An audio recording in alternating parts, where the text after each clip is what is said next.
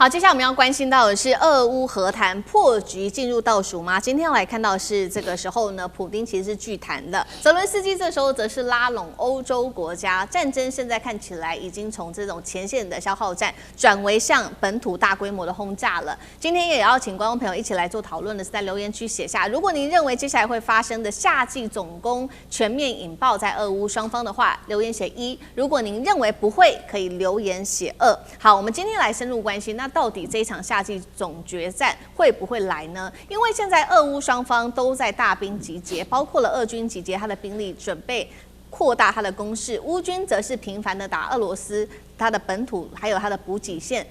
下一波主战场会在哪里爆发？等一下我们一起来做关心。我们先来看到，包括了乌克兰跟俄罗斯在近期发动了哪一些大规模的攻势。首先，最新消息，6日，乌克兰它出动了大批的无人机。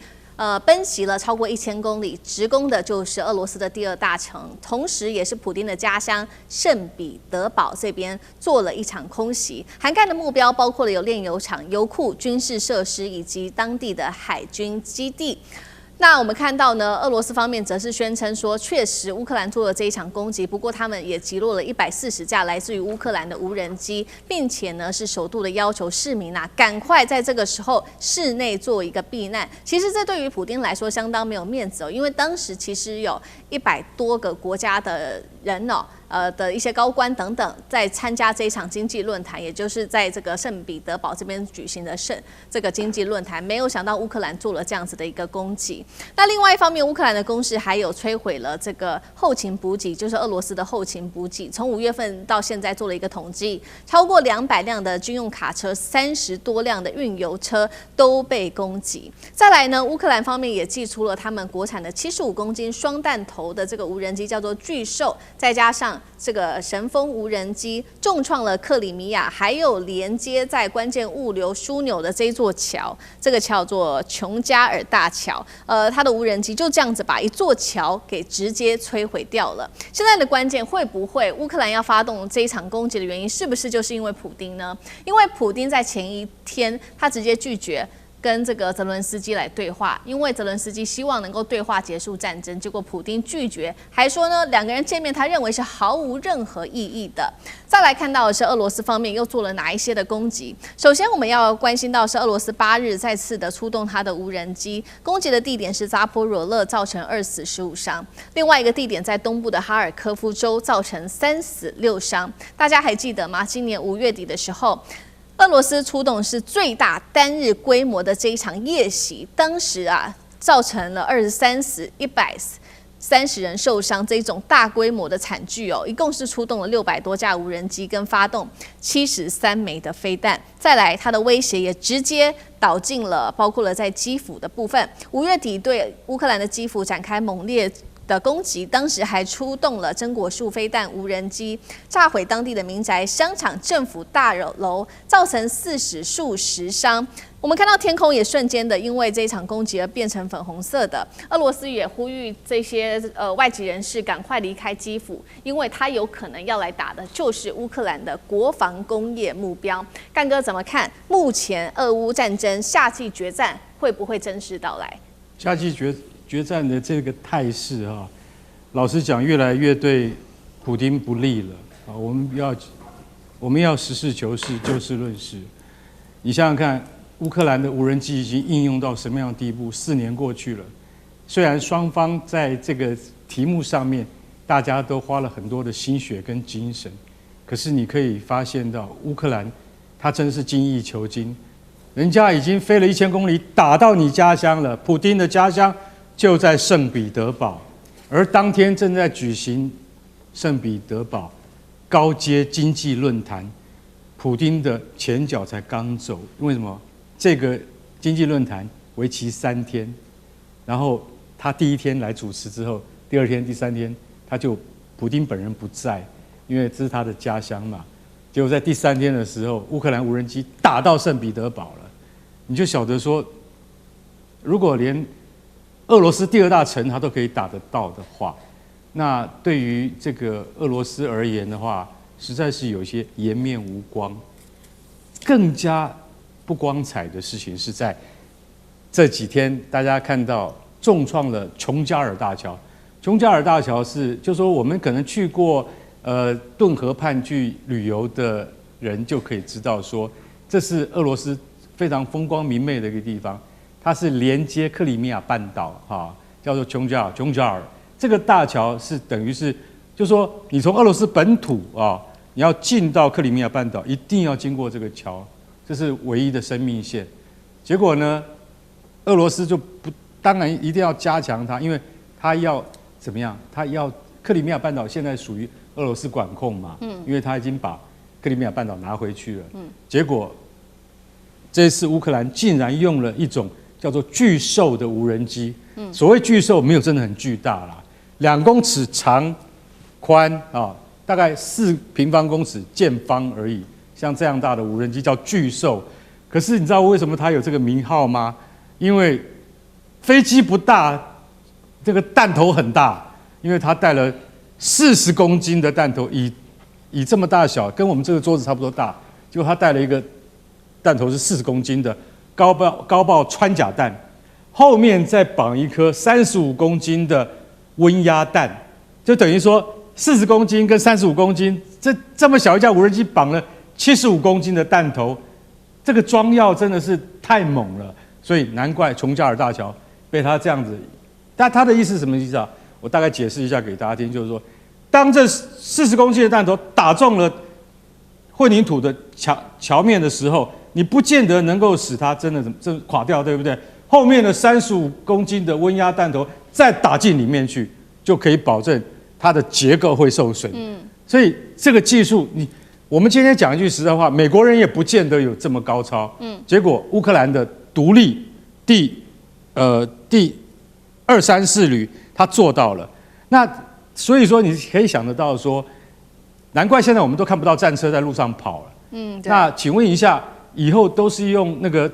无人机来解决问题吗？而无人机要利用到淋漓尽致，乌克兰军队真的做到了。现在还有个传闻，我们俄罗斯士兵一天要面对的不是1架无人机，是一个人要面对10架无人机。为什么？用大数据算出来了。为什么？我们知道我们自己的部队出了掩体会碰到多少无人机，我们算过以后发现，一个人要面对10架，所以你必死无疑。如果战争打到这个阶段的话，我不知道普丁你还有什么更好的计策。虽然俄罗斯部队每天击落了上百架无人机，乌克兰就是做得出更多的无人机。所以我觉得，如果说在战术目的达到，可是战略目标仍然不能达到的情况之下，是不是这个战争应该要缓一下？不然这个夏季过去之后，恐怕两边都无力再继续进行这么规模庞大的战事了。好，所以这个战事在夏季持续的开打，会不会越打越严重？等一下我们请舰长也带我们看。那刚刚干哥其实提到的这个巨兽是来自于乌克兰的部分，那普丁呢则是出动了，刚刚也提到了嘛，极音速飞弹也都出来了，这个真果树，未来这个战场谁到底可以主导？那舰长又怎么看？俄乌战争的发展令我也很意外，其实令很多人都很意外，因为为什么呢？因为北约主要就是靠美国，那川普要抽腿走。所以你可以看到，32个国家走了一个最大的国家，这个国家是一个最强的，又付出最多的。当他走的时候，你就要第一个就31个国家谁来领导？所以当初所有人都分析，他会这个分裂，他会瓦解。那分裂瓦解，谁还再来支持乌克兰呢？所以这个战争只要美国表态了之后，基本上就结束了。乌克兰会很惨。可是像刚刚华干兄这个说的，的确这个转换让我们很意外。这中间除了无人机的转换之外我还看到一个东西，我知道说让我吓一跳。这个俄罗斯的经济出了很大的问题。2026年他编了一个中央政府总预算嘛，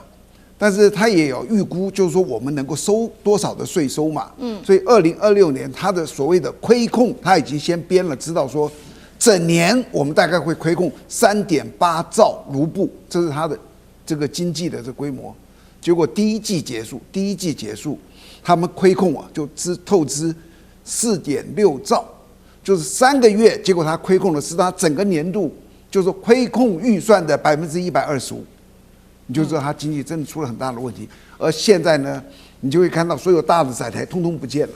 全是无人机，而且无人机哦，可能你们知道的还不是真正的数字。现在，因为我那天才碰到军方一个他们做的研究是比较真的，就现在每一天俄乌双方攻击无人机的总次数是大概6000、7000、8000架，那还不见得谁的无人机赢哦。那如果你是普丁，这时候会怎么办？嘿，他的确有他的方法。他怎么样？他5月23号，你们记不记得他打了一个真果树飞弹？对，打得很远。然后打下来之后，结果是一个50公斤的实心抽，就打了一块铁过去。你看，你打这个干什么？嘿，它有它的战略意义。记住，真果树是打下来有6个弹头，每一个弹头再有6个子弹头是核弹。就好像我们今天围城今天这城在这，我今天围在这里，对不对？我认为你的射程只有120公里那个弓箭，所以我站在150公尺叫啊喊，就一箭射到我背后250公尺，我突然发觉，我的妈呀，原来我都忘了你还有这个东西，我们就会跑掉。这个东西其实就是在告诉北约也好，欧洲也好，美国也好，你别以为我打不过你啊。你记不记得我还有真果树啊？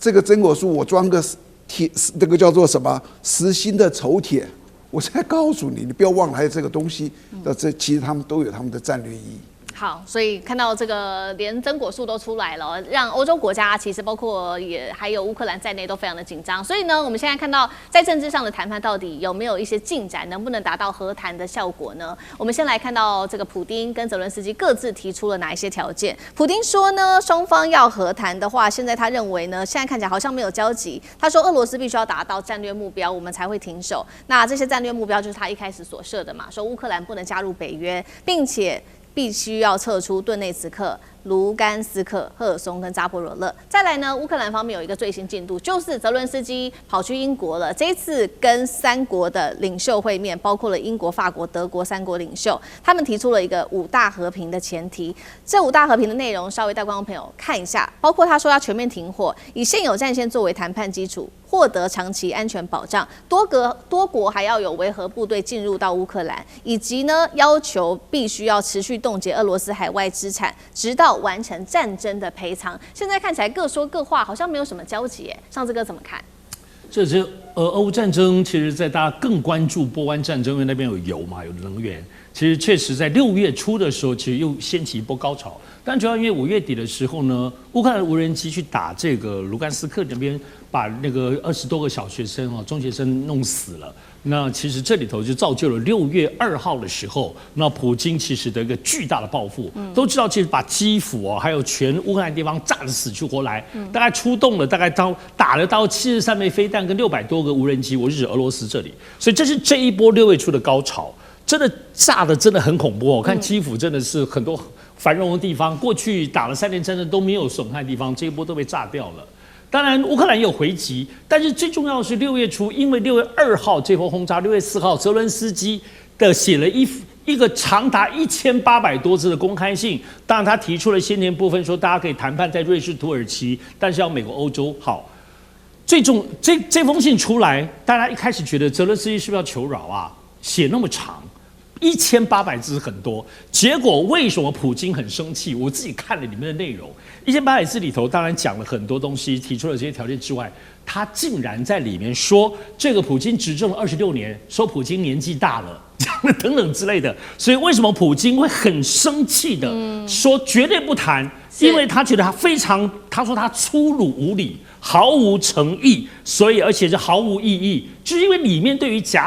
普京夹杂这个私人攻击，是好，所以这一波又变成这样子，大家又没有办法，真的好像真的有机会来谈和平。其实是这样子打下去的时候，其实还是都知道要打就这样续命高。俄罗斯现在不是这样，到他现在有可以卖油，而且现在跑去北京跟中国还是签了一些经济的部分的这个支援。但最重要的是乌克兰又拿到续命的钱了哈，因为现在的欧盟已经正式要拨给他先前预计的900亿欧元，600亿要研究军费，300亿是他们的民生财政。好，600亿里头最新消息现在是乌克兰除了他们在这次战争当中无人机就乌克兰搞起来的哈，带作战，然后全世界都看了。可是他最新宣布说，他要现在机器人，2027年要有1万架机器人要上战场。看起来也不是吹牛的因为他们现在真的有足够的钱来开发，而且欧盟要开发这件事情，透过乌克兰，所以现在这一波6月初的这波高潮打得这么凶，是一度好像可以谈判要和平，就最后呢还是各归本位，依然还是无解。好，谢谢尚志哥，那我们休息一下，马上回来。地缘政治、美中之争、战略价值、强权崛起、小国生存，现在与未来洞悉事件走向，掌握世界脉动，全球观点，